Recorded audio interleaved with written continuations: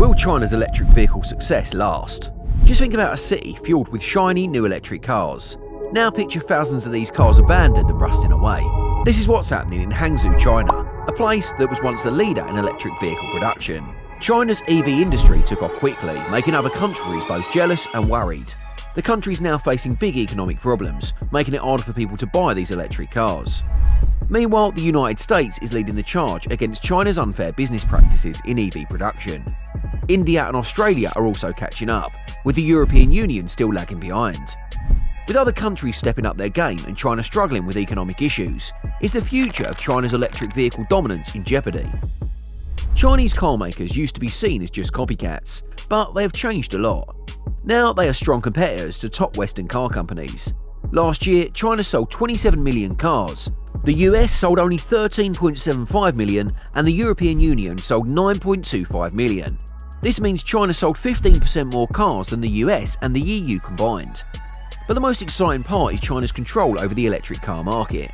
Out of 5.4 million electric cars sold worldwide last year, 2/3 were sold in China. This success is helped by China's control of 75% of the world's battery cell production. This big advantage lets Chinese car makers keep their costs low. Looking at these numbers, it seems like China is ready to dominate the electric vehicle market. But can they keep up this success?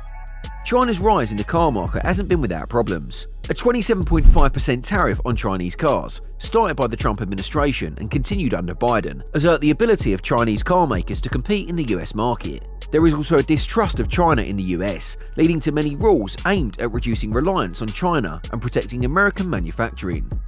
While it's easy to make rules about imports, the global supply chains are very connected. China controls a lot of the world's rare earth elements, REEs, and EV batteries. The trouble around the new partnership between Ford and China's biggest battery company, CATL, shows how tricky things can get. The plan was to make new, cheaper batteries at a $3.5 million plant in Michigan. This should have been a great example of bringing back jobs to the US.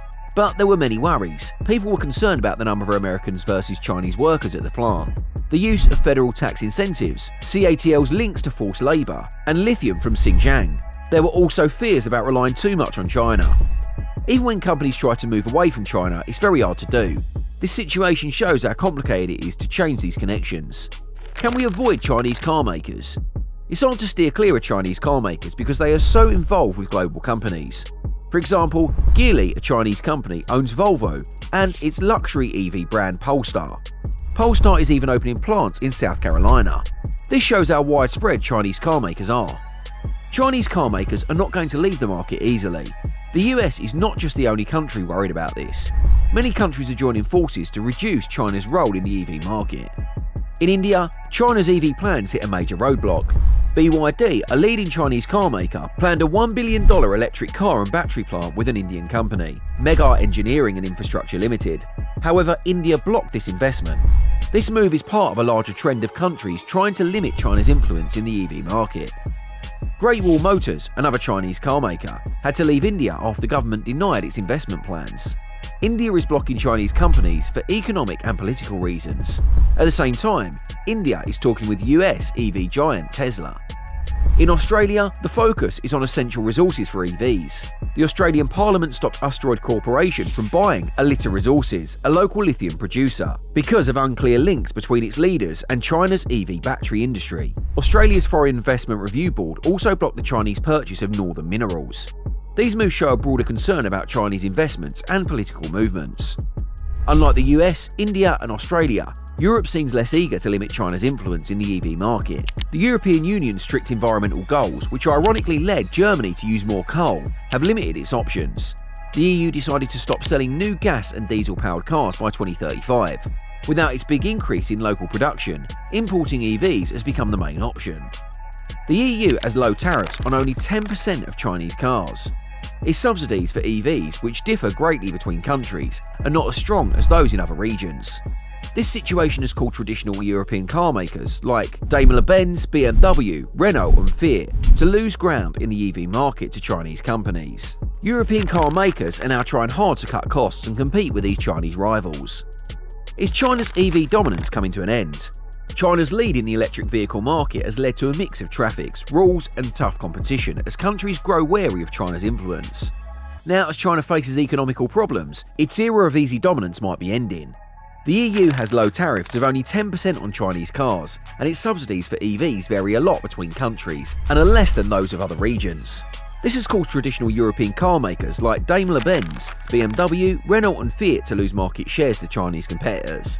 These European companies are now working hard to cut costs and compete. As electric vehicles become more important for the environment and climate change, their production is becoming a big issue. China's advantage in EVs has led to lots of tariffs, rules and competition, as people get more worried about it. Now China is going through economic problems, and its time of easy dominance may be ending. The fast growth of the Chinese EV industry might be starting to slow down. Another issue is cost. New EVs are usually more expensive than fossil-fueled cars, sometimes by a significant amount. And the market for used EVs is still small and doesn't have enough cars available. This situation could become very serious game. If the EU puts heavy tariffs on Chinese EVs, China will likely retaliate. Coincidentally, China controls the supply chain for the EV batteries we urgently need. This could lead to a messy situation, so keep an eye on it.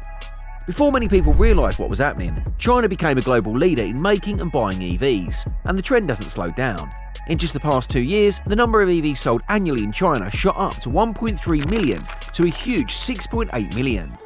In 2022 alone, China was the world's largest maker for EVs for the 8th year in a row. For comparison, the US sold about 800,000 EVs in 2022. The industry is growing faster than even the experts predicted.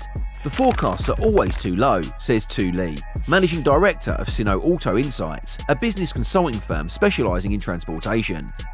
China's dominance in the EV sector has not only fueled growth in its auto industry during the pandemic, but also strengthened its position as a leader in the global climate policy.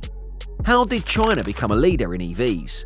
Many experts interviewed by MIT Technology Review explained how China managed to achieve this. The government has always played a crucial role, supporting both the production and demand for electric vehicles. Generous subsidies, tax breaks, procurement contracts and other incentives have encouraged a wave of domestic EV brands.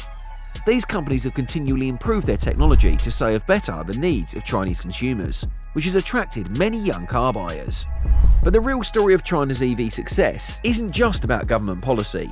It also involves Tesla, researchers in Chinese battery technology and consumers throughout Asia. China started investing in electric vehicles in early 2000s when its car industry faced a challenging situation. While it was strong in making traditional internal combustion cars, there were no domestic brands that could compete with foreign makers like those from the US, Germany and Japan. Additional research on hybrid vehicles, where batteries played a secondary role to gas engines, was dominated by countries like Japan. This meant China couldn't compete effectively there either. So the Chinese government decided to break away from the established technology and invest in something completely new: cars powered entirely by batteries. This move marked the beginning of China's journey into the EV industry. Back then, electric vehicles were just niche experiments by brands like General Motors or Toyota, often discontinued after a few years. The risks were high, but the potential reward for China was even greater: a leading position in the significant part of the auto industry.